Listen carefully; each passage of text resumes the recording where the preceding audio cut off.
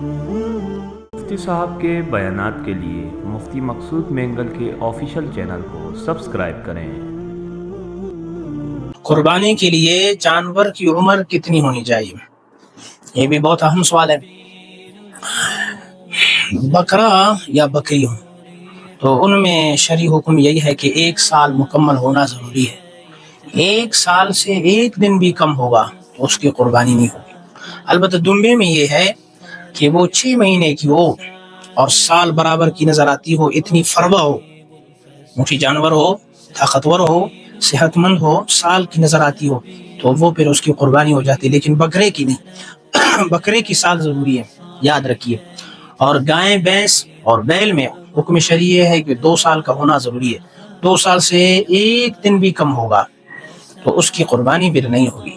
اور اسی طرح اونٹ میں حکم شرعی یہی ہے کہ 5 سال کا ہونا ضروری ہے۔ 5 سال سے 1 دن بھی کم ہوگا، اس کی قربانی نہیں ہوگی۔ تو اس لیے ان چیزوں کو یاد رکھیے۔ اور پھر ہمارے یہاں کیا ہوتا ہے، جب آپ لینے جاتے ہیں، جو فروخت کرنے والے ہوتے ہیں وہ پھر ایسے طریقے سے دھوکہ دہی کرتے ہیں، آپ کو کہتے ہیں بھائی اس کا مثلا سال پورا ہے، 2 سال پورے ہیں، 5 سال پورے ہیں، تو اس کے پھر شریعت نے بہت سارے علامات بھی بتلائی ہیں۔ مثلا 2 دانت کا ہونا ضروری ہے۔ اب 2 دانت اس لیے بھی ضروری ہے بکرے کے لیے کہ اس سے پتہ چلتا ہے کہ اس کا سال مکمل ہے۔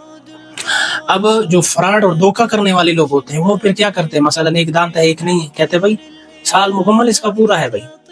تو اس لیے اگر قابل اعتبار بندہ ہو جس نے خود پالا ہو اور 1 دانت ہو 1 دانت نہ ہو، سال مکمل ہو، آپ کو پتہ ہے اعتبار والا بندہ ہے، خاص بندہ ہے، بہترین، جھوٹ جو ہے اس میں ملاوٹ اس کی باتوں میں نہیں ہے، خالص بندہ ہے، تو پھر اعتبار کر سکتے ہیں۔ لیکن شرعی حکم جو شریعت نے بتلائی ہیں اس کی پاسداری کرتے ہوئے اس کے مطابق آپ قربانی کیجیے۔ کہیں ایسا نہ ہو قربانی تو آپ کر جائیں لیکن آپ کا قربانی نہ ہو تو کوئی فائدہ نہیں ہوا۔